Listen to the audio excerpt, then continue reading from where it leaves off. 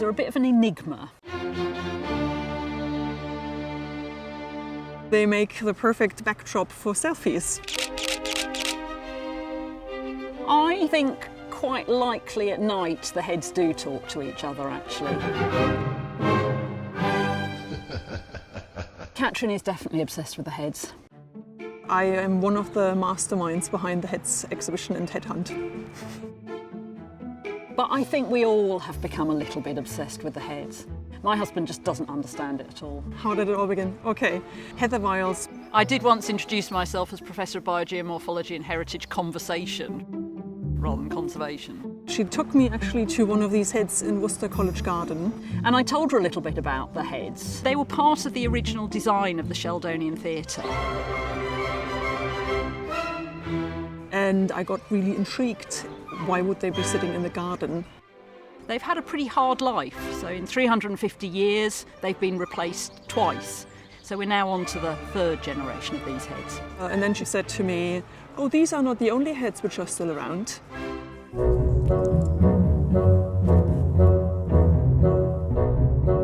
We had to rescue some of these heads. If you wouldn't have known about the background history, you couldn't have told that these sort of very deteriorated sculptures actually belonged to the Sheldonian Theatre in the past. So as these have been exposed for so many centuries, they've absorbed all the pollutants in the atmosphere, they've responded to the rain, the frost, all those kinds of things. So they're a really nice environmental history record. The air pollution data we have only dates back to the 1960s, whereas these heads are 350 years. So the first generation would have just been removed before the Industrial Revolution sets in, so they wouldn't have seen as much air pollution. But then, of course, the second set saw a lot of coal burning and, as a consequence, formed these black gypsum crusts. This is the pollution which ends up into your lungs. So knowing what's happened to stone in the past and how it interacts with its environment is the key to looking after stone for the future. So all our work is really geared towards helping manage, conserve, preserve and present things for future generations. There's a whole discussion about the identities of the heads. There aren't any good record. They are just labelled as architectural boundary marker. This boundary between town and gown. Are they sages? Are they Roman emperors? We can for sure say they are not emperors. An emperor would have laurel wreaths, whereas these heads have ivy wreaths. And ivy always stands for wisdom, philosophers and researchers, so we're still trying to prove that kind of hypothesis.